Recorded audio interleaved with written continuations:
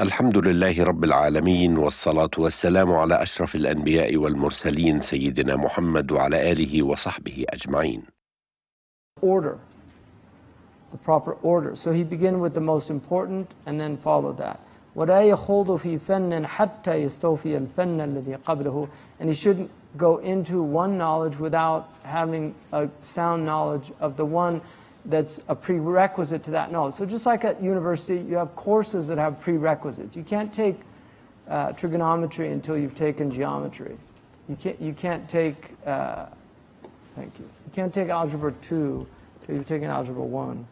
The same is true in Sharia knowledges. For instance, you can take dogmatic theology, and by dogmatic theology, I mean creedal theology. Dogma has a negative term now, but it used to be that dogmatic theology was an agreed upon creed of the orthodoxy of the religion. So Catholic dogma, you would study the Athanasian Creed. In Islam, you had certain creeds that were considered canon or dogmatic creeds. Fiqh al-Akbar of Abu Hanifa radiallahu anhu. Imam Tahawi's, the Tahawiyya. In the Ash'ari tradition, you had the most famous of the middle period was the Nasafiyya. And then you had, in the later, you had also Umar Barahin, the Sughra, Wusta, and Kubra of Imam al-Sunusi, the Algerian. And then you had, for instance, you had, in the later period, Ida'atu Dujunna, if you were in the east. You had Jawharat al-Tawheed, if you were, Jawharat al-Tawheed of Ibrahim al-Laqani, if you were in the east. If you're in the west, probably Ida'atu Dujunna.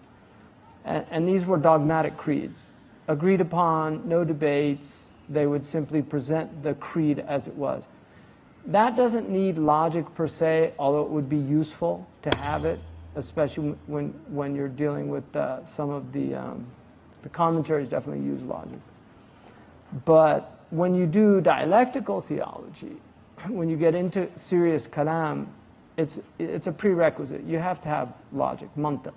You can't do it without it. In usul al-fiqh, you need mantiq. You could learn usul al-fiqh without it, but you would be handicapped. Ghazali begins his Mustasfa with 40 pages of mantiq. So you don't need a lot of it, but you would need some of it. And so that's what he means. For instance, if you get into Arabic, it's important to learn Arabic in a certain way. I'll give you an example. I was looking at a book. It's a very famous book. I won't mention who wrote it, but it's a relatively modern book on ethics in the Islamic tradition. And I was looking at the fahrasa, or the index. He didn't even deal with shaja'a, like courage. There was no systematic order to his teaching of ethics. It was just ethical ideas with Quran and Hadith. So it was as if he didn't know anything about the ethical tradition of the Muslims. It was a modern book, very popular book. And so this is part of the problem, is if you haven't studied the books necessary to... you can't study the Shāṭibiyya without studying the Jazariyya, right? It's going to be very difficult to get into qira'at if you haven't mastered the basic rules of tajweed and things like that. So it's very important that you do that. Traditionally, they said, أهمها العقائد ثم الفروع تصوف وآدة بها الشروع. The most important is aqidah, and then followed by furu' al-fiqh. You should learn the branches of fiqh before you learn usul. People that start teaching usul first, it's not good. What Imam Ghazali is, you should learn a madhab, and you should follow a madhab. So you learn a madhab tradition, and so that's what he means by that. And then you learn tasawwuf is akhlaq, the psychology of the Muslims, how we do tahdhib al-nufus. It's a science, and it has its books like Qut al-Qulub, the Risal of Imam al-Qushayri, Kalabadi, the Rasail of al-Mujaddidi, the Hikam of Ibn Atayla. There's famous books that are well known. Al-Hujwiri, Kashf al-Mahjub. These are the books of Tasawwuf. And traditionally, they were taught in the madrasa at a certain stage, something from that. And so that's very important. So he says it's important that you learn, and he says that if traditionally, he's also saying that you should learn one thing before you go on to the next thing. Traditionally, they learned one subject at a time. That was the traditional way of teaching. It's a much better way of teaching. In the West, there are certain universities that are starting to adopt this. It's called the block method. So you can go to, there are universities in Canada, the United States, where you will study only one subject for, say, 3 weeks, very intensively. You only study one subject for that intense period, and then you move on to the next subject. That is actually the traditional model of the Muslims. And from what I've read on the websites of the universities that practice this, the teachers all say they would never go back to the old way of teaching, that it's such a more effective way of teaching students. Because when you have a lot of students, when you have a lot of subjects, it's very difficult to keep your mind focused and concentrated on things. You can learn Arabic grammar you can master it in a year. If you really put full time doing nothing else, you could really master it in a year. And that would obviously be already knowing it. You'd have to know Arabic already. I'm talking about just learning grammar and things like that. Sarf is a little more difficult because the vocabulary of Arabic is very extensive and it's very complicated. You have a lot of different ways of saying the same roots, but different things that change the meaning. So that's a little more complicated. But Nahwu is not that hard. They make it much harder than it actually is. And so the thing he ends with is وَآلَةٌ بِهَا الشُّرُوعِ. You begin with the ala. And the ala is the Arabic language. The tool of Islamic studies, the sine qua non of Islamic studies is the Arabic. You have to learn Arabic. You cannot study the Islamic tradition without Arabic. You can learn Islam without Arabic, undeniably. You can. You can learn it in English, you can learn it in Urdu, you can learn it in Turkish, and you might have a better understanding than a lot of Arabs. But you cannot learn this tradition or master this tradition without Arabic. It's as simple as that. And the Quran is an Arabic phenomenon. It's not an English phenomenon. It's not a Turkish phenomenon. It is an Arabic phenomenon. It can only truly be experienced in Arabic. When you translate the Quran, it really does change the experience of the Quran, which is why a lot of people, when they read the Quran in Arabic, they have a completely different experience from when they read it, say, in English. It's just a very different book. It also is a very, even for Arabs, it's a very subtle book. It takes a long time to really grasp the subtle nature of the Quran. One of the most common techniques in Quranic Arabic is what's called iltifat, which is very complicated for Western people. And the iltifat is where you switch, you go from a first person to a third person. And it's very jolting. And for when you translate that, because that is actually a technique, a rhetorical technique, that has an effect. So for instance, Alhamdulillahi Rabbil Alameen, Ar-Rahman Ar-Rahim, Maliki Yawmi Deen, Iyyaka na'budu. It begins, that's iltifat, to go from Bismillahir Rahmanir Rahim. So it's talking about, you're not talking directly to God in the name of Allah, the Merciful, the Compassionate. Ar-Rahman Ar-Rahim, the Merciful, the Compassionate. Alhamdulillahi Rabbil Alameen, Ar-Rahman Ar-Rahim. So praise be to Allah, the Lord of the worlds. So that's speaking like a ghaib. You're not saying hamdan laka or ahmaduka. You're saying alhamdulillahi rabbil alameen, ar-Rahman ar-Rahim, Maliki Yawmiddin. Those are all. But then when you enter into the ubudiyya, you enter into the presence. Iyyaka na'budu wa iyyaka nasta'in. So this is the way the Quran works. It's difficult for people to grasp these subtleties in another language. And then there's a lot of words in Arabic. For instance, The prophets, when they speak to their people, they always say, Ya qawmi, Ya qawmi, Ya qawmi. You look at the prophets. Whenever they speak to the people, they say, Ya qawmi. But Isa ibn Maryam, when he speaks to them, he says, Ya Bani Israel. He doesn't say, Ya qawmi. Because qawm, you can only say qawm if your fathers are from those people. And in Sahih Muslim, the Prophet said, Afina gharib. And they said, so-and-so, he's from the akhwat. And he said, Ibn ukht al-qawm minhum. You know, so they knew that qawm, if somebody's not from the paternal lineage, he's not really from the qawm. And so Isa doesn't say Ya qawmi, he says Ya Bani Israel, because he can't say Ya qawmi, because he doesn't have a father from them.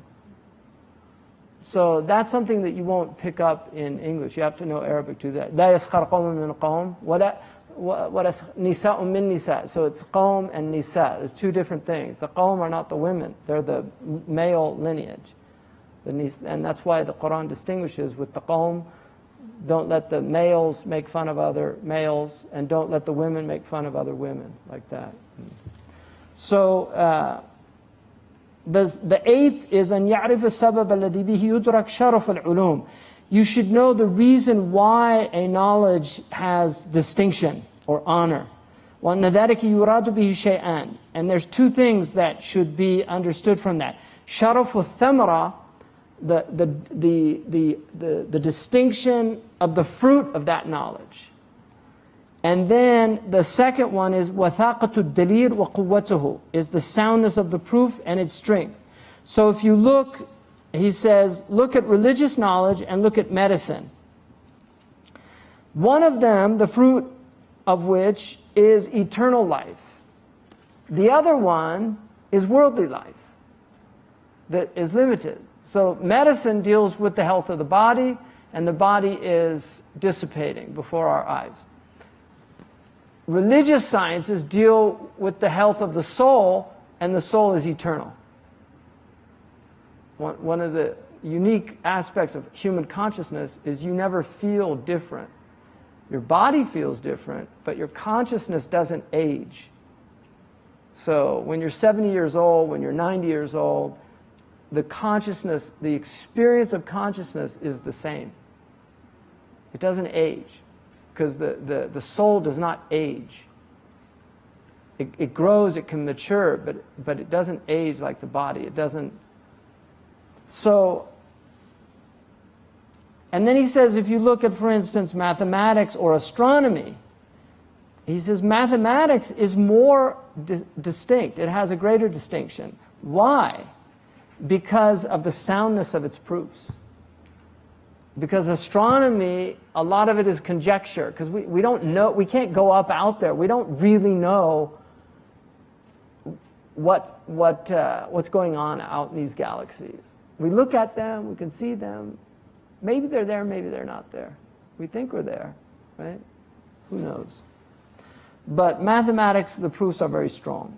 And so he's saying that is, for that reason, it's stronger. And then he says, from this you should know that the greatest of knowledges is the knowledge of Allah, His angels, His books, His messengers, and then the knowledge of the way to get to Allah with those knowledges. And so he says, فَإِيَّاكَ أَن تَرْغَبَ إِلَّا فِيهِ. So woe unto you if you should desire other than this. وَأَن تَحْرِصْ إِلَّا عَلَيْهِ. Or that you should covet other than this. So that's important. The ninth occupation of the student, أن يكون قصد المتعلم في الحال تحلية باطنه وتجميره بالفضيلة وفي المآل القرب من الله سبحانه وترقي إلى جوار الملأ الأعلى من الملائكة والمقربين. That the student should intend في الحال تحلية باطنه, to adorn his soul. Remember we had tazkiyah was the first. That's called takhliya. So the first occupation is that you should do takhliya. You get rid of your bad qualities. Here's the occupation of tahliya. So you have takhliya and tahliya. And this is you need the knowledge, you need the action, and then the al-amal zaid al-ilm, al-ilm zaid al-amal yuthmir al-hal. So knowledge, when it's accompanied with action, the fruit of it is a state. And so he's saying that this should be your goal, is adorning your internal self with tahliya, وتجميره بالفضيلة, and to beautify it with virtue. وفي المآل القرب من الله سبحانه وترقية إلى جوار الملأ الأعلى. And then in terms of the long term, so you've got the hal and the ma'al. You know, the Arabs say halan wa ma'alan, now and later, right? The hal, you should be concerned about adorning yourself with these virtuous qualities. The ma'al is getting near to Allah. And then a taraqi, which is taraqi is to elevate, to rise in elevation. إِلَى جِوَارِ الْمَلَأِ الْأَعْلَى, to the highest assembly. And this is the assembly of the angels and the cherubim, the muqarribin.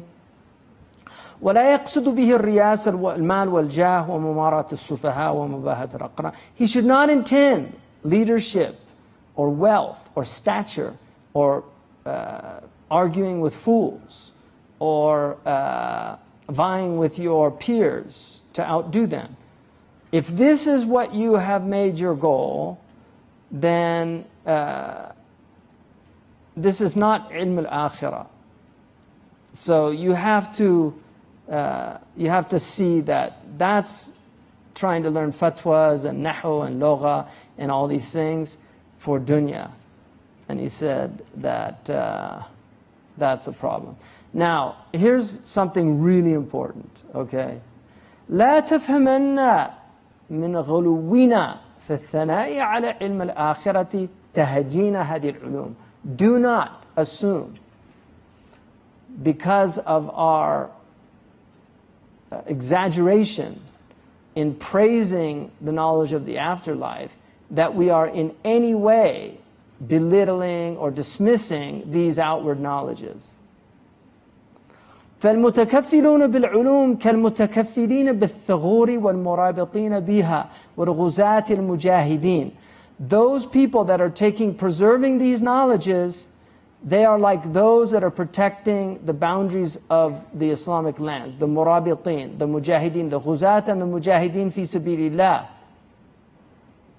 Some of them are muqatil, some of them are actually fighters, وَمِنْهُمْ الرِّدْءُ, and some of them are in logistics, وَمِنْهُمْ الَّذِي يَسْقِيهُمْ الْمَاء, and some of them are taking care of their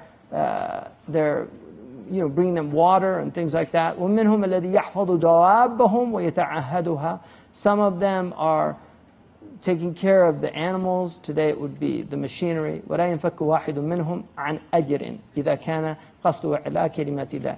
But all of them are equal in rewards. Not equal, but all of them have reward if their intention is to elevate the word of God. دون حيازة الغنائم وكذلك العلماء. And the ulama are like that. Allah says, يَرْفَعِ اللَّهُ الَّذِينَ آمَنُوا مِنْكُمْ وَالَّذِينَ أُوتُوا الْعِلْمَ دَرَجَاتٍ. Allah raises up those who believe amongst you and those who have been given knowledge in ranks. And Allah says, هُمْ دَرَجَاتٌ عِنْدَ اللَّهِ. They are different degrees with God. So he says, الْفَضِيلَ نِسْبِيَّةٌ. Virtue is relative. So for instance, we can look at the sayraf, like a money changer, and think it's a low position in relation to political leaders. But in relation to a street sweeper, it's a more virtuous job. So he said you have to see the relative nature of this.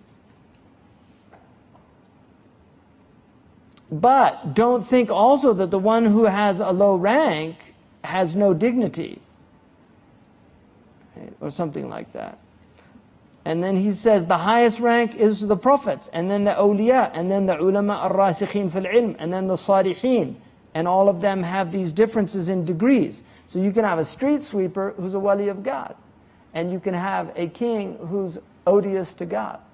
So you have to be careful, because the internal ranks are different from the external ranks. But we were ordered to judge by the outward. But we shouldn't belittle people or mistreat them because of whatever their outward worldly thing is. The 10th one is that أن يعلم نسبة العلوم إلى المقصد. You should know the relationship of these knowledges to what you are, your goal is. So you should know what's near, what's far. You should know what's important, what's less important in terms of. And then he gives an example of the Hajj. He says that when you have somebody who's going on Hajj, he has to prepare for the Hajj.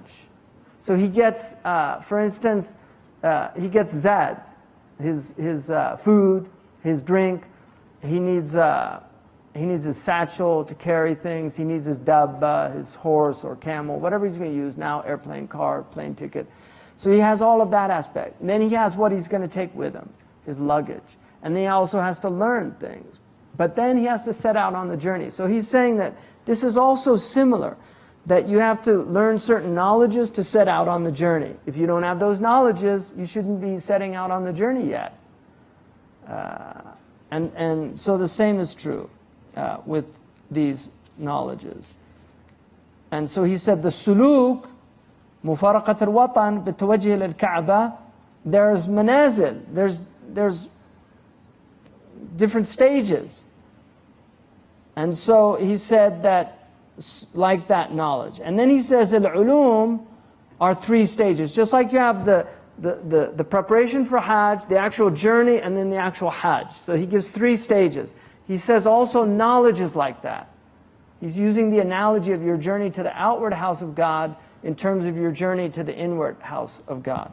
And so the first one is like i'dad az-zad wal-rahida wa shira' an-naqa. And these are like medicine and fiqh and those things that are concerned with the outward actions of the body. Right? So you need these knowledges. The second are like the actual suluk of the journey, qata' al-aqabat, going past the obstacles. And this is like tathhir al-batin an kudurat al-sifat. It's purifying yourself from those negative impurities and attributes that you have. And this is how you overcome the obstacles, just like you have physical obstacles. Right? One of the things Shaykh Abdullah bin Bayyah said is that when Alexander got to the Alps, not the Alps, when he got to the Himalayas, it was a problem. It was an obstacle. So he brought elephants. And the same with Hannibal when he went over the Alps. So that was an obstacle, and he had to prepare for the obstacle. So he said that this is what you have to do at that stage, is overcoming the obstacle of the self. And this is through tahdib al-akhlaq. But the most important thing he says here is practice. So he says, this is very important, وَتَحْصِيلُ عِلْمِهِ كَتَحْصِيلُ عِلْمِ جِهَاتَ الطَّرِيقِ وَمَنَازِلِهِ. Learning this knowledge is like learning the direction, the compass directions of your path, and then to the map of the path.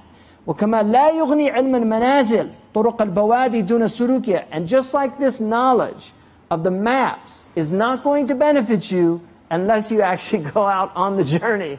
The same is true for the knowledge that you're taking. So you can learn the map, but if you don't set out, then the map was a waste of time. And he said, this is the practice. And the third, قسم الثالث, يجري مجرى نفس الحج وأركانه. It has the place of the actual Hajj and its pillars. وهو العلم بالله تعالى وصفاته وملائكته وفعله وجميع ما ذكرناه في تراجم علم المكاشفة. So these are the things. This is where he says this is علم المكاشفة, and I've already told you I'm not going to talk about it. So you need the zad, the rahida, you need the map, and then you need to set out on the journey, which is the practice, and the arrival is the fruit that comes from that. He constantly talks about ilm, amal, hal. Ilm, amal, hal. That is the way it works. You learn, you practice, it results in something. And this is true for anything. If you want to learn a musical instrument, you have to sit down, you do the practicing, and you do it. And because you can learn the theory, you go to the teacher and he says, okay, here's the C chord, and the C chord in the circle of fifths. You can use a D chord after a C chord. You go to a G chord, and he'll show you how that works. But if you don't sit and do that practice, then the next week you come and he said, did you practice what we did last week? No. Well, you can't go. That's it. Stop. But if you keep practicing and doing that, slowly by slowly, the mystery of music comes out, right? The same for physical exercise. If you take a golf club or a tennis or a cricket bat or whatever you do, you have a teacher, he tells you hold the cricket bat this way, these are called wickets, and here's the bowler, he throws the, whatever they call him, pitcher. Is he a pitcher? Bowler, yeah. So the bowler throws it, and here's what you have to do, you protect your wickets, hit the thing, right, and then you practice, and he keeps throwing the balls, and you keep practicing until finally you can protect the wickets and become Imran Khan, right? Right. So that Imran Khan didn't get there from reading books about cricket. He probably read books. He probably watched previous cricket players, films of them to see what they were doing. But it was his practice that created the exceptional performance, right? Simple as that. Ilm, amal, hal. And this is why you see, one of the things about our civilization is it's a very low civilization because the only thing it really appreciates excellence in is in music and athletics, which is why I use those two examples. If you can play a musical instrument really well, you'll get millions of people following you on Twitter. You could be the most brilliant, who knows about this poor Iranian woman who just won the Nobel Prize in mathematics, whatever they call it. I don't even know what they call it. Maryam, what was her name? Maryam? Yeah, a genius lady from Iran. She's at Stanford now. Like, Iranians are genius people, historically. Like all the great mathematicians from Iran. So it's not surprising. She's probably like Khwarizmi's great-great-granddaughter or something, But who cares about her and her brilliant discoveries of geometry? I'm too busy watching Lady Gaga, right? This is how stupid modern people are. So, and she's not even that talented. In terms of music, I'm no expert on Lady Gaga, but these modern musicians they're not talented in relation to serious music. You take the classical musicians and what they have to learn and know. So, and then the other thing is sports. If you can throw a ball into a tiny little hole from a far distance, they'll pay you millions of dollars. That's why they're all out there on those courts and golf. It's a ridiculous game. Hit this little ball around, these greens. It was ridiculous. It was actually a Scottish martial art, they say. Like the Scots, they used to hit the balls at their enemies. That was the point. Hole in one was actually like to... But if you're Tiger Woods, you make a lot of money doing that. So, but it's still, even in the outward, you have to practice. They don't get there. You don't get to, like the musician, he was down in Times Square and he asked the policeman, how do I get to, he had his little violin case, he said, how do I get to Carnegie Hall? And he said, practice, practice, practice. Like, that's how you get there. So, that's what he's saying. You want to get to God, you have to do the practice.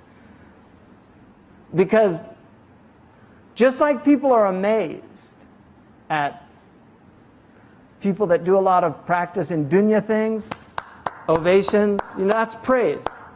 That's what they do. They give him ovations. Allah is amazed at his servant when he draws near to him through practice. Wallahi, there's hadiths that say that Allah is ajiba.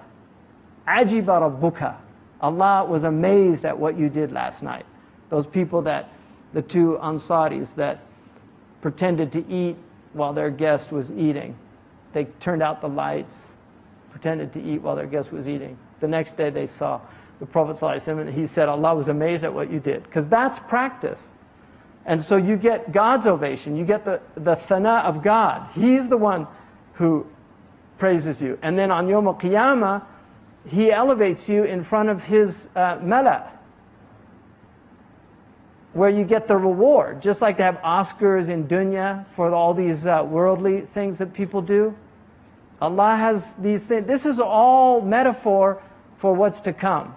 But it's the exact opposite in the akhirah. The high people in dunya are low in the akhirah, and the low people in dunya are high in the other world, because they were considered nothing in this world. Some saint somewhere, like sitting in his cell, purifying his heart, praying and getting near to his Lord at night. People don't consider them. What a waste of time. Why wasn't he out doing something useful?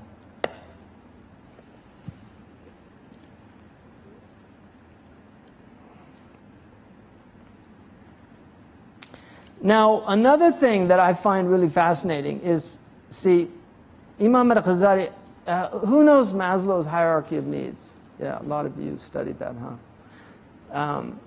Listen to this, because Maslow, this was considered this great discovery and ridiculous. Right? Like Mark Twain said, the ancients stole all their best ideas from us.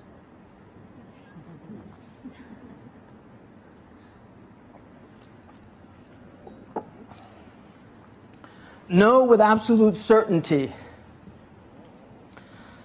that the ulama al-rasikhin, those firmly rooted in knowledge, they understood these things by this internal state. It's not witnessing with the eyes, it's witnessing with the inner eye. And he said, as-sa'ada wara' ilm al-mukashafa. Joy comes from this deep inner knowledge of God. وَعِلْمَ الْمُكَاشَفَةِ وَرَاء عِلْمَ الْمُعَامَلَةِ. And this mukashafa, these unveilings that happen inside in your inner state, they come from practice. And this practice is the suluk of tariq al-akhirah. It's the practice on the path towards the next life, وَقَطَعُ الْعَقَبَاتِ, and overcoming the obstacles. وَسُلُوك طَرِيق مَحْوَ الصِّفَاتِ الْمَذْمُومَةِ وَرَاءِ عِلْمَ الصِّفَاتِ. And taking the path of removing the negative qualities of your nature is behind the knowledge of these attributes. So you have to know the knowledge to get rid of those negative attributes. وَعِلْمْ طَرِيقَ الْمُعَالَجَةِ وَكَيْفِيَّةِ السُّلُوكِ وَذَلِكَ وَرَاء عِلْمْ سَلَامَةَ الْبَدَنِ وَمُسَاعَدَةَ أَسْبَابِ الصَّحَّةِ. And this knowledge that you need to know in order to traverse this path, behind that is a sound body. You have to be in good health. You have to, your needs, your basic needs have to be taken care of. So he goes from what Maslow called self-realization, he would call mukashafa, which is the highest in this hierarchy of needs. Our need to really fulfill our true purpose, to have human flourishment. And this is based on good health. وَسَلَامَةَ الْبَدَنِ بِالِاجْتِمَاعِ وَالتَّظَاهُرِ وَالتَّعَاوُنَ الَّذِي يُتَوَصَّلُ بِهِ إِلَى الْمَلْبَسِ وَالْمَطْعَمِ وَالْمَسْكَنِ. And this is based on having food and drink and security. Food, drink, and a residence. وَهُوَ مَنُوطٌ بِالسُّلْطَانِ وَقَانُونِهِ فِي ضَبْطِ النَّاسِ. And this is based on having security. You have to have security. I mean, look, he's giving you it's even more sophisticated than this modern idea. So he's saying this is based, and this is why when you see all this anarchy in the Muslim world, people cannot flourish spiritually. You can't flourish when it's anarchy outside. In a city like Kunya, you can flourish spiritually if you want to. But in a place where you've got somebody trying to bulldoze your house down, like in Palestine or in Iraq, where you have people chasing people out because they don't agree with them, or chopping off heads and things. How can people spiritually come to any self-realization? They can't. It's a disaster. And that's why فَلْيَعْبُدُوا رَبَّ هَذَا الْبَيْتِ الَّذِي يَطْعَمُهُم مِّن جُوعٍ وَآمَنَهُم مِّنْ خَوْفٍ. Worship this Lord, the one who gave you security and nourishment. So he took care of your basic needs. Once that's done, then you have to do the ibadah.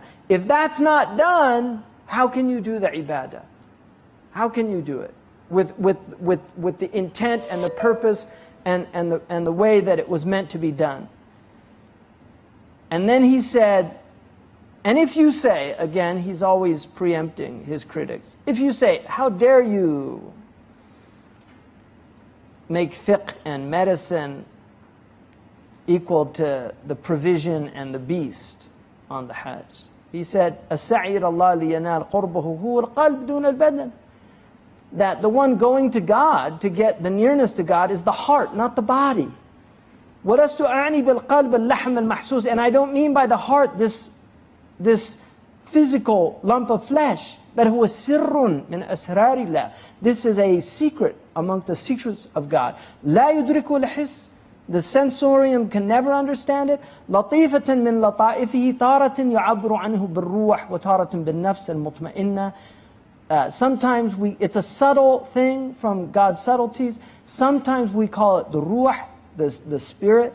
Sometimes we call it the nafs, the soul, المطمئنة, at peace. والشرع يعبر عنه بالقلب. And the Sharia talks about it as the heart, because it is the مطية الأولى لذلك السر.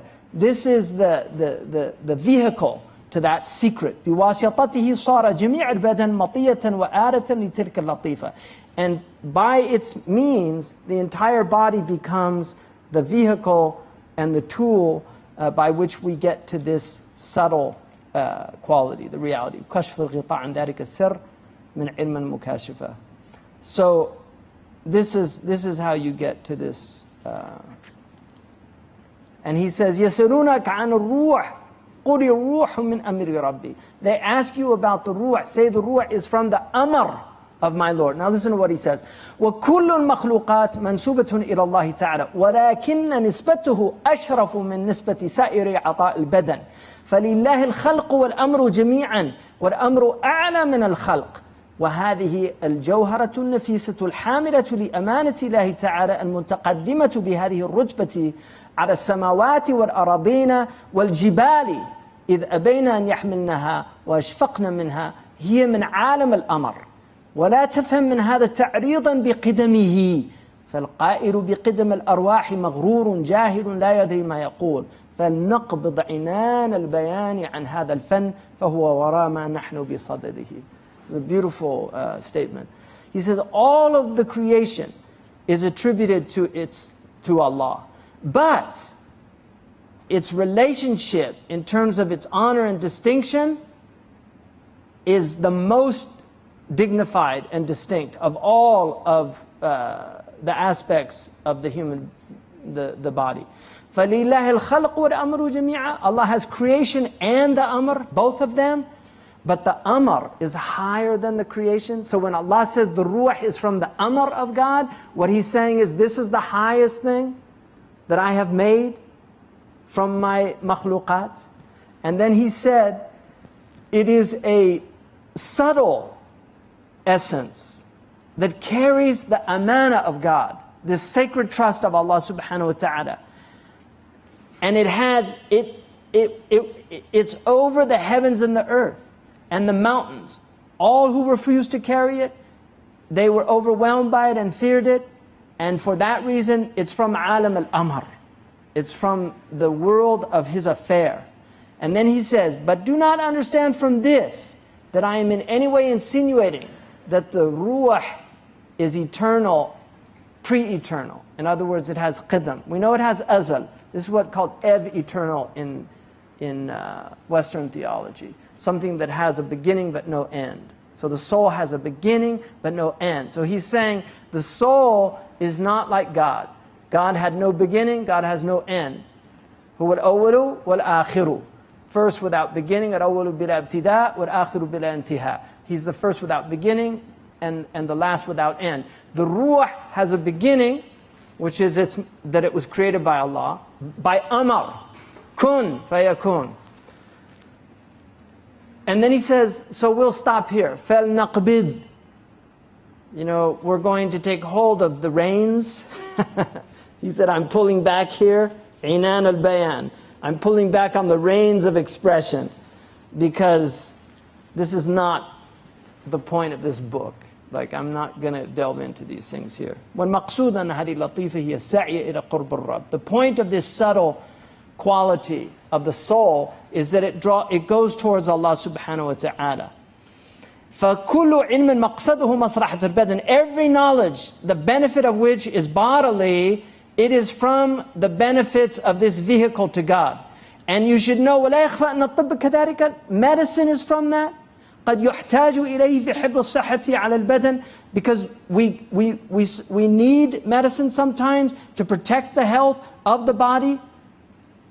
And لو كان الإنسان وحده لا احتاج إليه, والفقه يفارقه في أنه لو كان الإنسان وحده ربما كان يستغني عنه, ولكنه خلق على وجه لا يمكن أن يعيش وحده. If a human being was alone in creation, maybe he wouldn't need these things like fiqh, because fiqh is really about how to be with other people and how to transact, and maybe he wouldn't. But he said he didn't. Allah created us as a collective being. We're a societal being, and so for this reason, we have to understand that these things are to help us. And then he says something very interesting. He said that no matter how much people become confused, no matter how much their passions overwhelm them, no matter how much the asbab al-shahawat wa tanaza'u wa taqatilu, no matter how much they differ, how much they fight, even when they're on the verge of destruction, and sometimes leading to destruction, he said, وَكَمَا يَحْسُرُ هَلَاكُهُمْ بِسَبِبِ تَضَادِ الْأَخْلَاطِ مِنْ دَاخِلِ. Sometimes the body is destroyed because of internal problems. It's medicine that helps balance the body. And just like that, it's politics that helps balance the society. فعلم طريق اعتدال الأخلاق طب, وعلم طريق اعتدال أحوال الناس في المعاملات والأفعال فقه. So the knowledge that keeps the body balanced, we call it medicine. The knowledge that keeps the society balanced, we call it fiqh, or jurisprudence, or law. وَكُلُّ ذَلِكَ يَحْفَظُ الْبَدَنَ الَّذِي هُوَ مَطِيَّ. And the point of all of this is to protect the body so it can take its journey to God. Health in its body and health in its social body. Because both of these will help the person on their journey to God. You can be healthy in your body, but if your society's insane, you're not going to be able to be on your journey. It's too crazy. So you're depressed, you're looking outside, you look out the door. How can you sit and be present with your Lord when you've got somebody shooting rockets at you? This is not, or F-16s flying over, or dropping bombs on you. You can't. It's not possible. And that's why these sciences are so important. We need rightly guided leaders. We need enlightened politicians.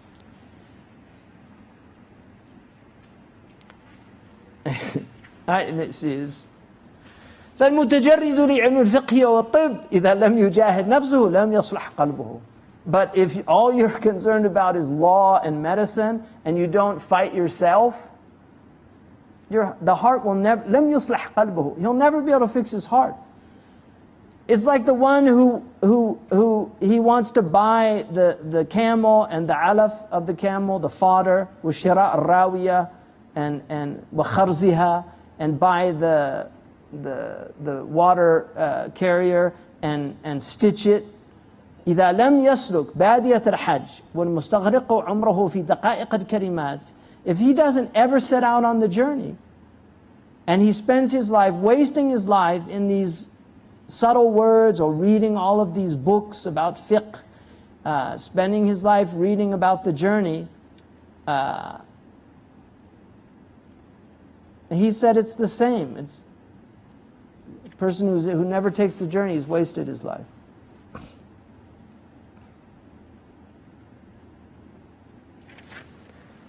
فتأمل هذا أولا. So think about this. وَاقْبِلَ النَّصِيحَ مَجَّانًا. Take my advice for free. He said, I'm giving you free advice. مِمَّنْ قَامَ عَلَيْهِ ذَلِكَ غَالِبًا. From somebody who did all this stuff that I'm talking about. Like, he's an expert at this. وَلَمْ يَصِلْ إِلَيْهِ إِلَّا بَعْدَ جَهْدٍ جَهِيدٍ. And I only got to I only arrived after great struggle. So he's saying, look, I made the journey and I wrote the map for you. Here's the map. I took the journey to prove to you that it could be done. So here it is. And here's the map. I'm giving it all to you. Majanan. Not asking any money. Here it is. So take it or leave it.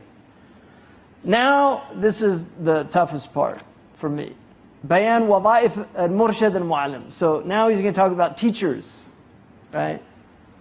So now you all know you're not students, so you can now find out I'm not a teacher. اعلم أن للإنسان في علمه أربعة أحوال. There's basically 4 states in terms of knowledge. كما له اقتناء الأموال. Just like you earn money, إذ لصاحب المال حال استفادة فيكون مكتسبا. You're either earning money, so you're مكتسب, right? Or حال اتخاذ لما اكتسبه فيكون به غنيا عن السؤال. Or you're hoarding your money, keeping it in the bank, and this means that you're ghani, so you don't need to ask people for things because you've got what you need. وحال إنفاق على نفسه فيكون به منتفعا. Or you're spending it on yourself and therefore you're benefiting from your money. وحال بذل لغيره فيكون سخيا متفضلا وهو أشرف أحواله. Or you are expending it on others and showing generosity and bounty and virtue through that, and this is the best of the 4. So he said, just like that, knowledge is the same. It's like money. So you have the talab wa iktisab. Just like you go out and search for money, do things to get money, he said same thing. You go out to search for knowledge, you acquire the knowledge.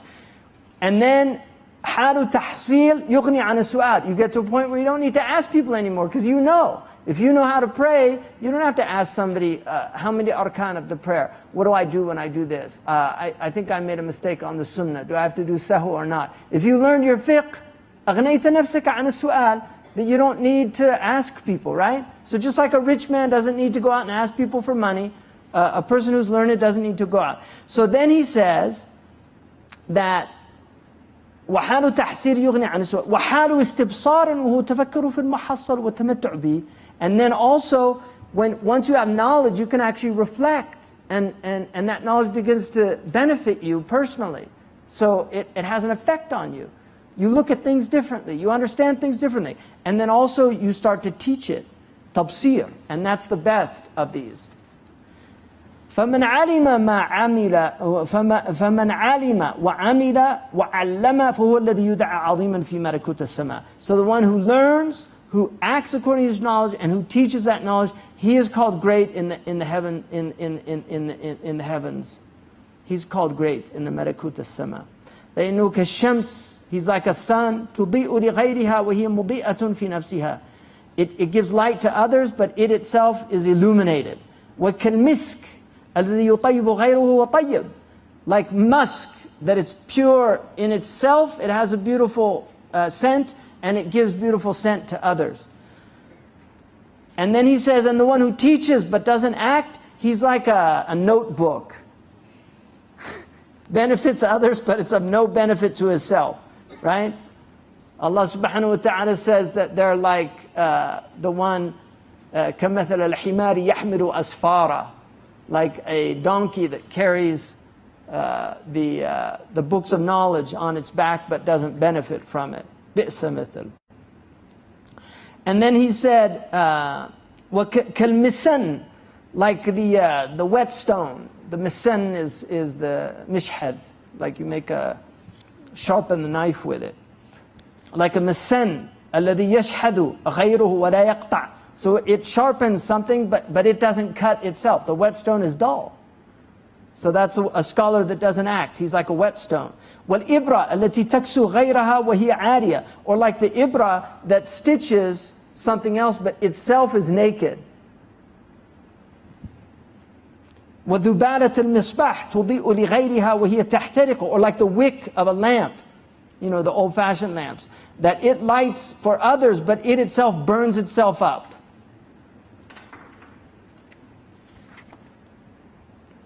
ومهما اشتغل بالتعليم فقد تقلد أمرا عظيما وخطرا جسيما فليحفظ آدابه ووظائفه. So whoever is preoccupied with teaching, let him know that he has taken upon something immense and very dangerous, of momentous danger. So let him guard its comportments, its adab, its courtesies, and also its occupation. The first occupation, الوظيفة الأولى الشفقة على المتعلمين وأن يجريهم مجرى بنيه.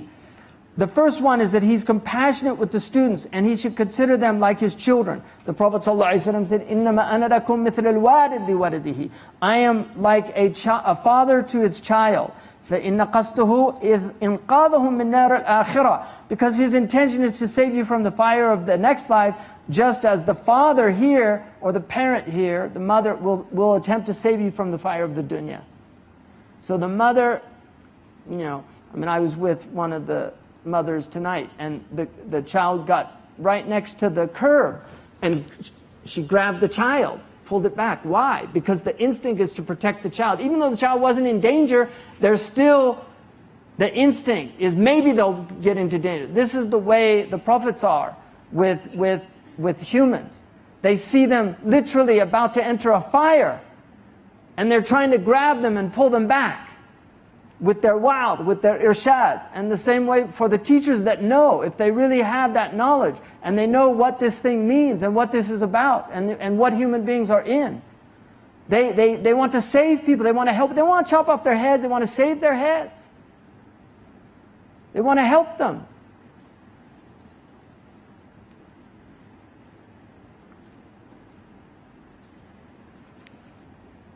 فَإِنَّ عُلَمَاءَ وَأَبْنَاءَ الْآخِرَةِ مُسَافِرُونَ إِلَى اللَّهِ. The scholars and the children of the next world, they are traveling to God. سَارِكُونَ إِلَيْهِ الطَّرِيقُ مِنَ الدُّنْيَا. Their path is from the dunya to the akhirah. سِنُوهَا وَشُهُورُهَا مَنَازِلُ الطَّرِيقِ. The years, the months, the days, the months, the years, so the minutes, the hours, the days, the weeks, the months, and the years, these are the journey. This is the journey. These are the steps.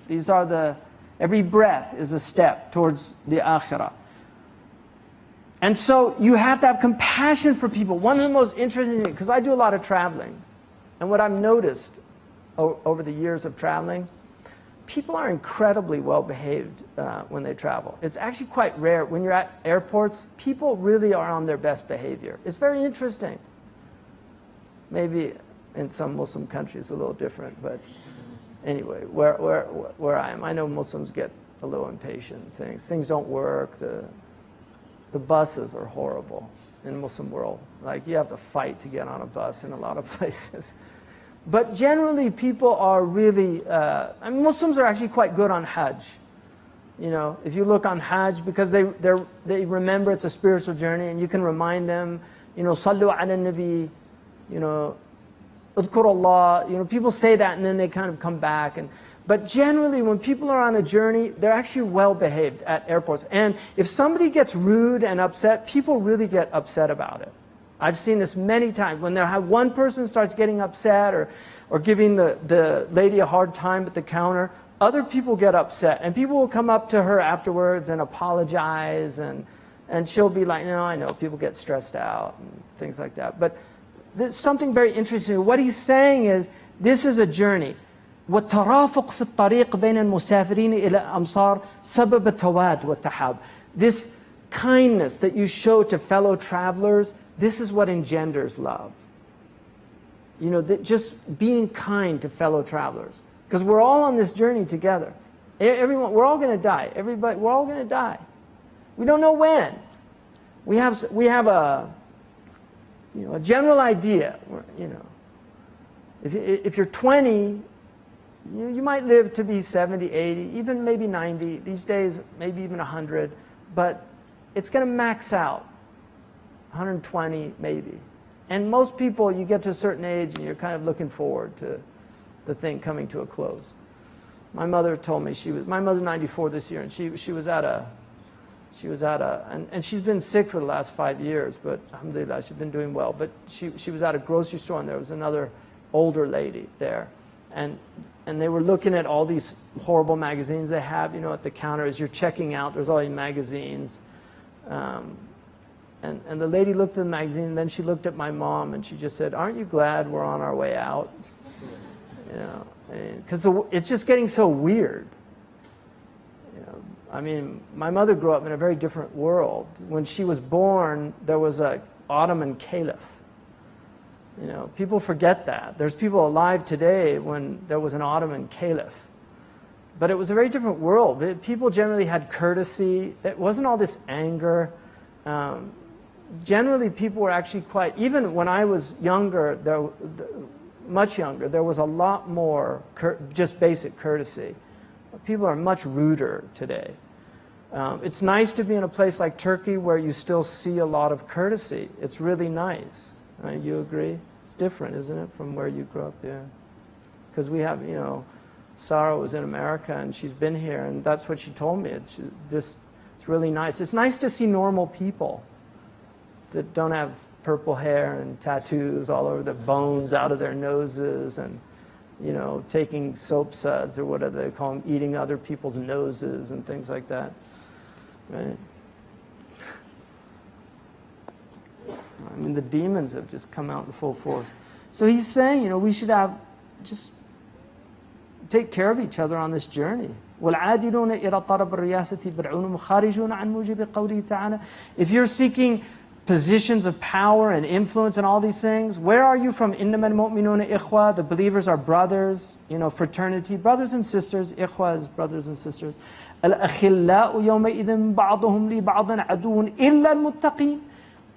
All these intimate friends in this world, on that day, they're enemies of one another, except the people of taqwa. So if they're friends in the next world, they certainly should be friends in this world. So when you have all this animosity, it's sickness in your heart for other Muslims. الوظيفة الثانية, the second, أن يقتدي بصاحب الشرع صلوات الله وسلامه. So the first one is that he should have compassion. If he's not compassionate, he shouldn't be teaching. The Prophet said, beware of the tyrannical scholars. Beware of scholars. You know, Imam Shafi'i has some lines that are very famous about being patient with a harsh teacher. And teachers tend to be, there are Jalali teachers and Jamali teachers. Some of the ulama say the Jalali teacher actually does you a favor because it's harder to have bad adab with them. So it just depends. Some teachers are a little tough, and we have many examples of great teachers in the history of Islam that were very harsh. And then, you know, in the West, I mean, I remember, you know, I played high school football, and I thought my coach hated me.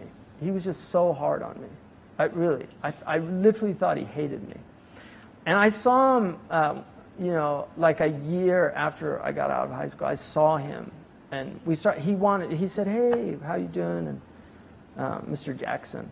And we went and sat down, we actually had a conversation. And I asked him, I said, you know, what'd you have against me? He says the opposite. You were actually my favorite person on the team. I was like, thanks. You know, so he was actually like, it was out of love that he was being so hard on me. But I didn't know it at the time. So sometimes it's like a parent. You know, you think they're being hard on you, but very often it's because they love you. And some parents, they have different philosophies. Some believe that the best thing they can do is let you know how harsh the world is.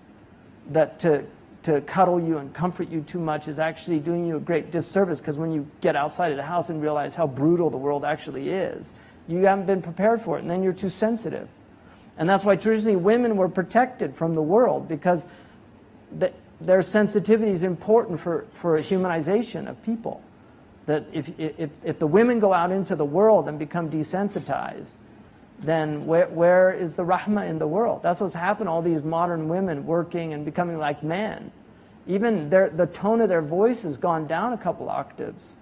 You know, in America, like here, you still hear these really high-pitched female voices. Just watch the women on CNN or any of these things. They've all like dropped 2 octaves, right? So even they lose that quality.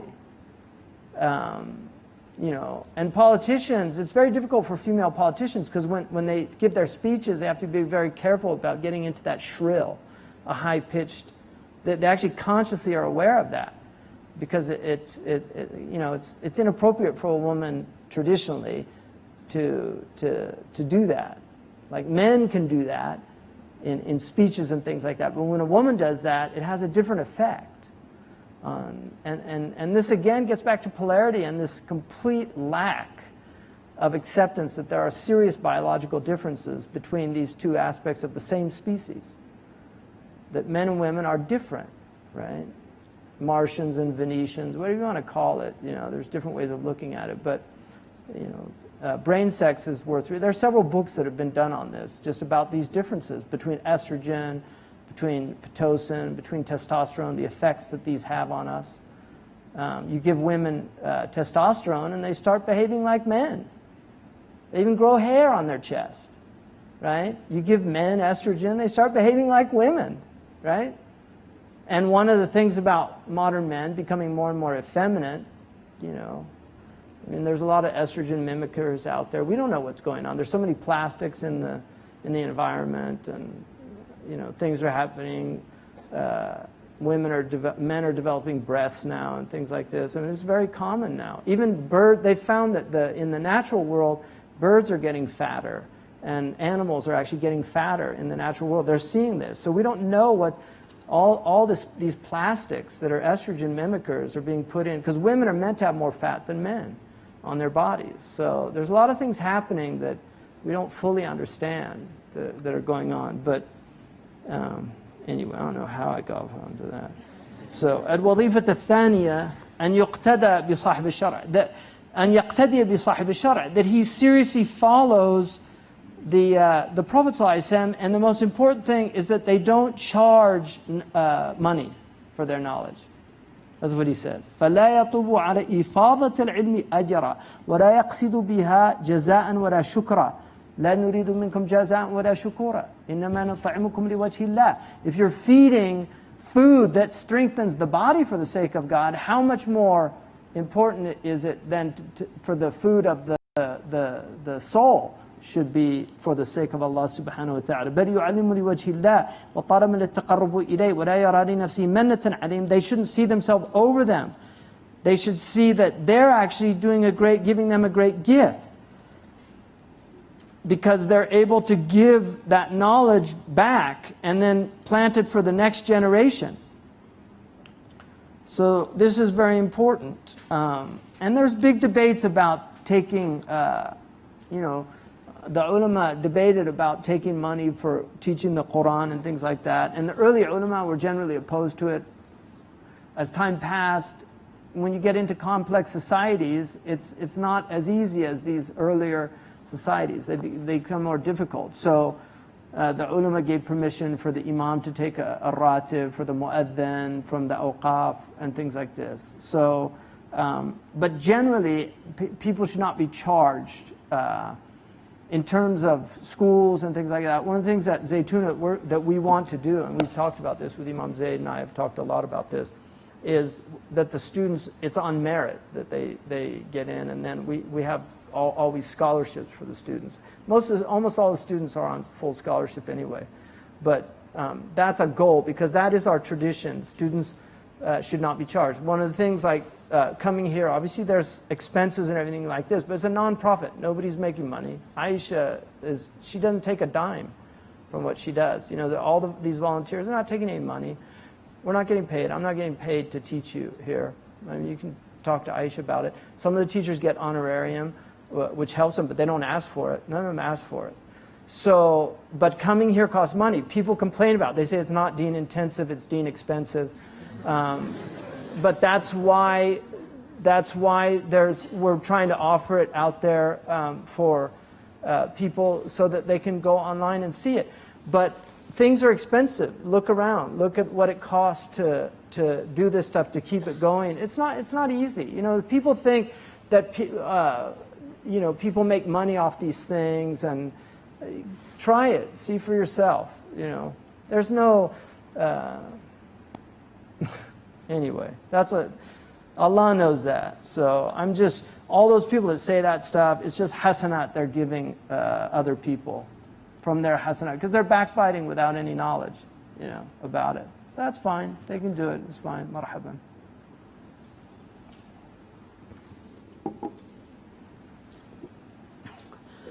Allah says, وَيَا قَوْمِ لَا أَسَرُكُمْ عَلَيْهِ مَالًا إِنْ أَجْرِيَ إِلَّا عَلَى اللَّهِ. I'm not asking you for any money. My reward is with Allah. إِنَّ الْمَالَ وَمَا فِي خَادِمُ الْبَدَنِ وَالْبَدَنِ مَرْكَبُ النَّفْسِ وَمَطِيَّتُهَا. wealth is وَمَا فِي الدُّنْيَا, and whatever's in the dunya is to serve the body, and the body is the vehicle of the soul.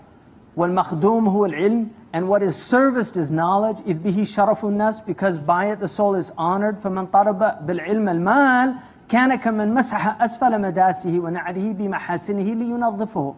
So that's like somebody, if you're seeking knowledge for money, or teaching knowledge for money, he said you're like the one who's wiping the bottom of his shoe with in order to clean it, the thing that you're trying to clean it by wiping the bottom of your shoe. You know, it's crazy. فَجَعَلَ الْمَخْدُومَ خَادِمًا, he makes what should be served the servant, and he makes the servant what's served. وَذَلِكَ هُوَ الْإِنْتِكَاسِ, this is inversion. عَلَى الرَّأْسِ, it's like you're walking on your head. ومثله هو الذي يقوم في العرض الأكبر مع المجرمين ناكسي رؤوسهم عند ربهم. And this is why on the Ard al-Akbar there are people that walk on their heads. There are people that literally tipped upside down because they lived their life inverted. Their feet were in the heavens and their head was in the dunya. فانظر كيف انتهى أمر الدين إلى قوم يزعمون أن مقصودهم التقرب إلى الله. So look at the affair of our religion amongst these people that claim to be getting near to Allah by studying fiqh and kalam and teaching and all these things. All they're trying to do is get money and stature. يتحملون أصناف الذل في خدمة السلاطين للاستطلاق الجرايات. They're just trying to get salaries from the rulers. ولو تركوا ذلك لتركوا ولم يختلف إليهم. And then he says something really interesting here. ثم يتوقع المعلم من المتعلم يقوم له في كل نائبة. The teacher expects these students to do everything for them. وينصر وليه ويعادي عدوه, to stand by them and defend them against every enemy. ينتهض حمارا له, get up and get his donkey for him. مسخرا بين يديه في أوطاره فإن قصر في حقه. And then if he stints him, ثار عليه, he gets angry. صار من أعداء أعدائه, he becomes angry at him. فاخسس بعالم. What a wretched scholar this is. يرضى لنفسه هذه المنزلة. He's content to be in this state and then he's happy about it. He has no shame. So you look at the signs and you see for yourself at the delusions that these people have. الوظيفة الثالثة ألا يدخر من نصح المتعلم شيئا.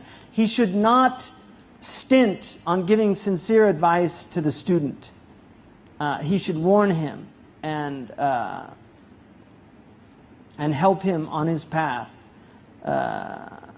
and remind him that he should not seek knowledge for dunya and all of those things. And Sufyan al-Thawri, rahimahullah, once was seen, he was very depressed, and somebody said to him, Malaka, what's wrong with you? He said, Sirna matjaran li abna' ad-dunya. We've become a shop for the worldlings, the children of this world. Yalzamuna ahaduhum, they cling to us, you know, they spend a lot of time, hatta idha ta'allama, until they get knowledge, ju'ila amidan aw qadiyan aw qahramana, until they become you know, a government agent or a qadi, a judge, or a qahramana. It's like an executive, somebody that's, you know, put in charge of something. الوظيفة الرابعة هي من دقائق صناعة التعليم أن يزجر المتعلم عن سوء الأخلاق بالطريق التعريض. He said this is one of the subtleties of the art of teaching, and that is that he prevents the student from bad character, but he does it with ta'reed, ما أمكن. He does it in a subtle way as best as he can. لا يصرح بالطريقة الرحمة لا بالطريقة التوبيخ. He does it with mercy, not with harshness. فإن التصريح يهتك حجاب الهيبة. Because if you do that, it removes the hijab of awe. ويورث الجرأة على الهجوم بالخلاف. And it will actually create in them this desire to, and that's why this desire to rebel. So you should do that. The Prophet ﷺ said, لو منع الناس عن فت البعر لفتوه وقالوا ما نهينا عنه إلا وفيه شيء. That the Prophet ﷺ said, if people were prohibited from splitting open the dung of a camel, they would split it open. and say, the only reason we're told not to do it, there must be something in it. Right? This is a human nature. فَيُنَبِّهُكَ عَلَى هَذَا قِصَّةُ آدَمَ وَحَوَاء. And this is one of the meanings of the story of Adam and Hawa. They were told not to go to that thing, and he said, this story wasn't mentioned, he said, مَا ذُكِرَتِ الْقِصَّةُ مَعَكَ لِتَكُونَ سَمَرًا. This wasn't mentioned as a conversation piece. Right? This was mentioned for us to learn from it. And so he said, it's better to do this subtly, and he said intelligent people will understand the meanings. الوظيفة الخامسة أن المتكفر ببعض العلوم لا ينبغي أن يقبح في نفس المتعلم العلوم التي وراءها. And then the one who knows some knowledges, he shouldn't make the other ones appear ugly to the student. So there's people that you get fuqaha that don't like grammar, and this happens. They just say, oh, just learn what you need, that's it, and don't waste your time with this. But you need grammarians, you need people to master grammar. So he's saying don't do that. And you'll have people that incline towards grammar. They love grammar, and that's a secret from God for them to preserve language. It's important to have grammarians, you need that. And so that's important. And then he says,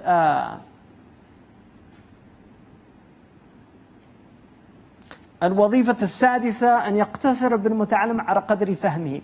That he should, when he's teaching, he should be aware of the level of understanding of the student. Because if he gives him too much, that it will end up having the opposite effect. وَيَخْبِطَ عَلَيْهِ عَقْلَهُ. He could end up actually harming his intellect. And this is Sayyid al-Bashar, who said, نحن معاشر الأنبياء أمرنا أن ننزل الناس أو ننزل الناس منازلهم ونكلمهم على قدر عقولهم. We, the generation of prophets, we were commanded to deal with people according to their rank and stature. Every person give them their due.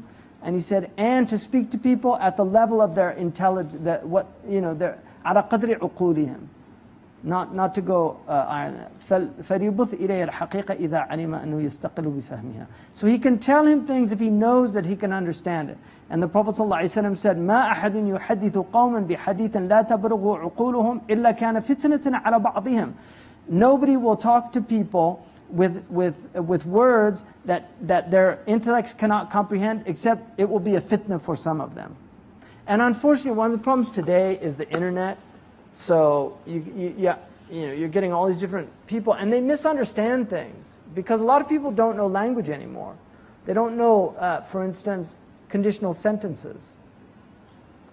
If you say, I'll give you an example from my own personal experience. If you say, if there are any martyrs, they would be the firefighters, right? That's not saying the firefighters were martyrs. If you understand how language works, it's not saying that. But because people don't understand language anymore, they don't study grammar, they don't know what a conditional sentence is, right? You have a shart, you have jawab shart in Arabic, right? So this is a big problem for people that actually speak. And unless you want to become like Tarzan English or something, and this is basically texting, right? It's Tarzan, me Tarzan, you Jane, LOL.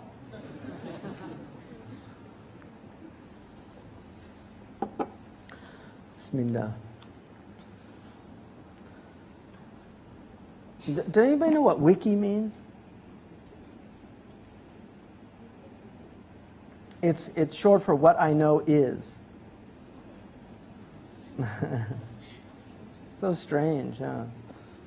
It's interesting that the Prophet said, Kufar, he said that the Dajjal would have kafara on his forehead and fahajja'ahu. In the hadith it says he spelt them out. It's so fascinating. Because Arabs don't use acronyms. They don't use initials for things. But this is a civilization, it's all initials. They don't say Kentucky Fried Chicken, they say KFC, right?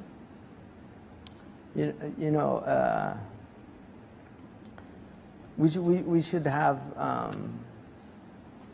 Muslim healthy fast food. Why don't we do that? Why aren't Muslim entrepreneurs? Where are you guys? And you can build universities and things like that.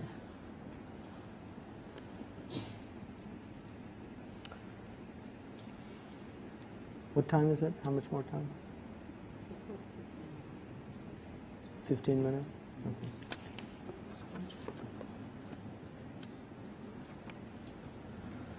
MashaAllah. All right. That's good.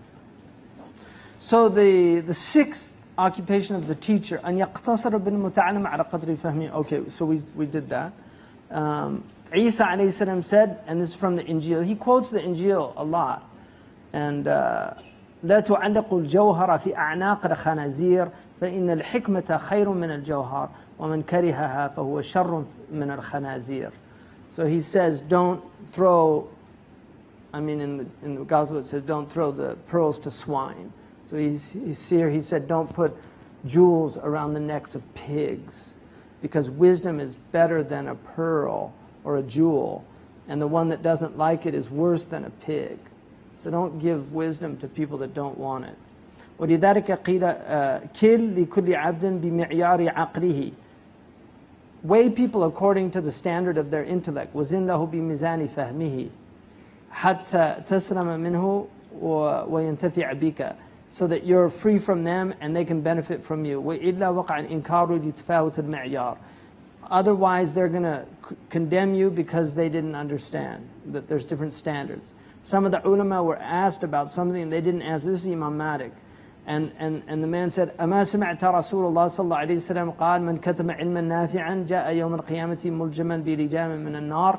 Haven't you seen that the one who withholds beneficial knowledge will come on the day of judgment and he's bridled with a bridle of fire? And he said, أترك اللجام واذهب فإن جاء من نفعه وكتمته فليلجمنا. So he says, forget about this lijam and go. Because if the one who came, who it would benefit him, وكتمته, and I hid it, then put the bridle on me. In other words, you're not capable of understanding. I'm not hiding the knowledge. It's just you're not worthy of that knowledge. So if the one who comes who's worthy of it and I hide it, then put that bridle on me. Allah says, لا تؤتوا السفهاء أموالكم. Don't give fools your money. تنبيه على أن حفظ العلم ممن يفسده ويضره أولى. And money is more important than knowledge. So don't give fools knowledge either.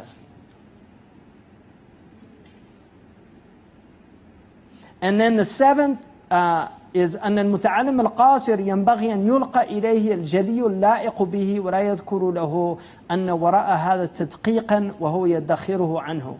That for a student who has a difficult time, don't give him clear things, but don't say, that there's more subtle aspects to this, but I can't really tell you. In other words, don't let them know you think they're stupid.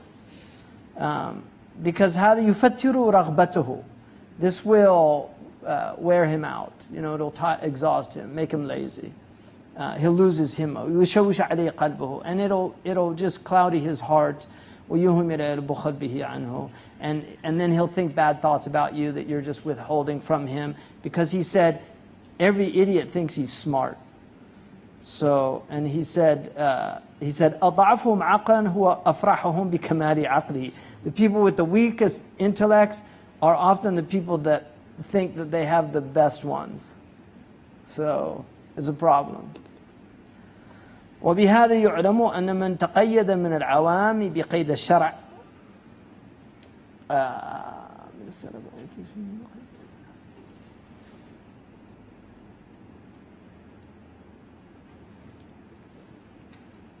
And then he says it's important that he don't go into with common people حقائق العلوم الدقيقة. Don't go into these subtle matters.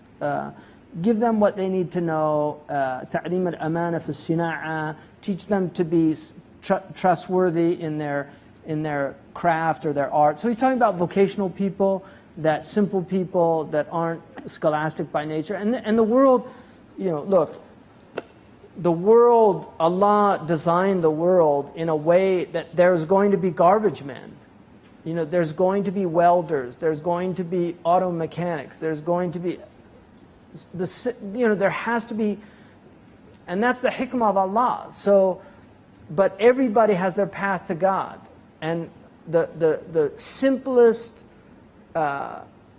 person can be a wali of God and close to God. That's the beauty of this, is that you shouldn't belittle these people because they don't have intellect. That's intellectual pride.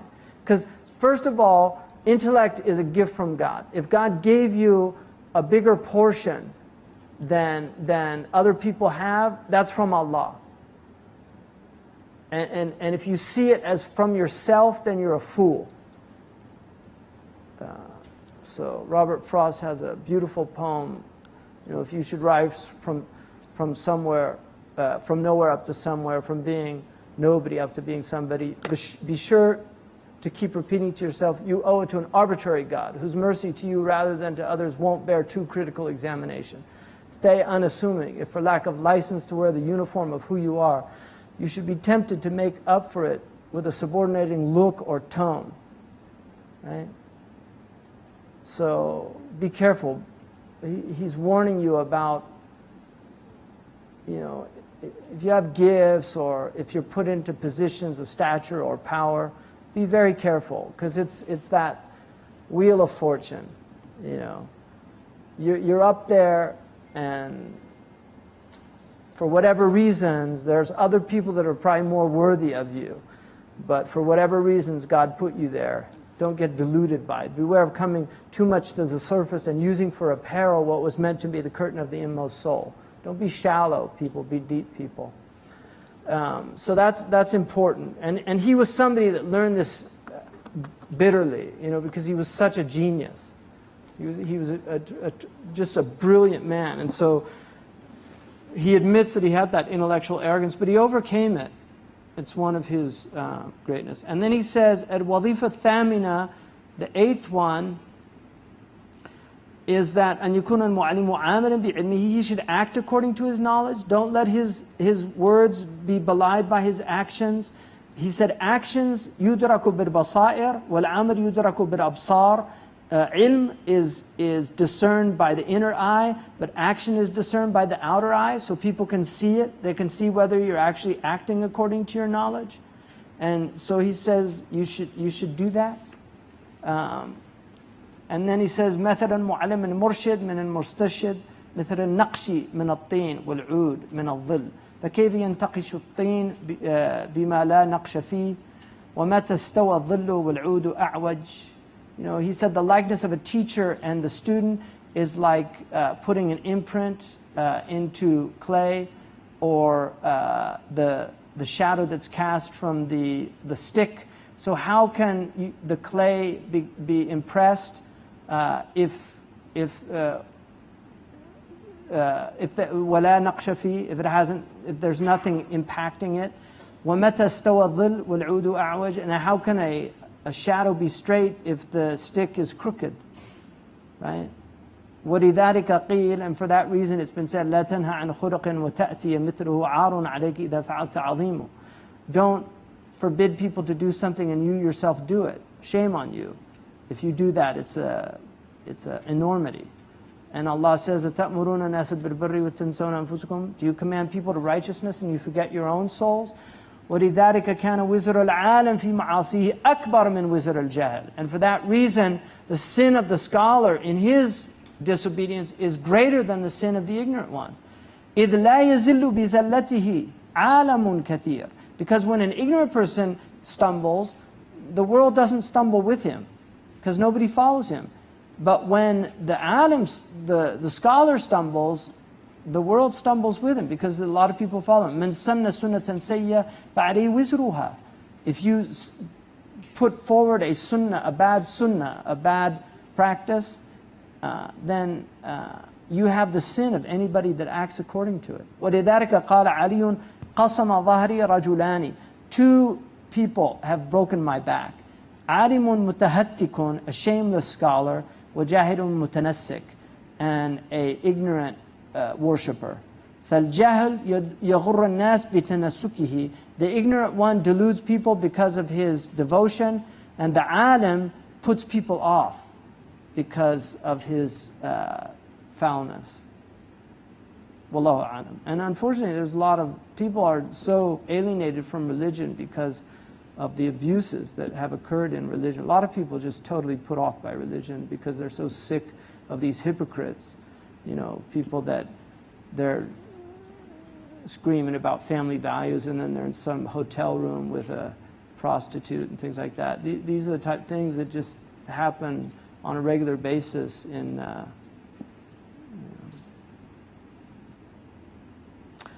I'm going to just start this quickly and then actually why don't we just, because I can do, I'm actually going to finish inshallah. So we finished, that's 6 is the longest one, which is the dangers of knowledge, right? And he tells you how to identify bad scholars. Maybe I'll skip that one.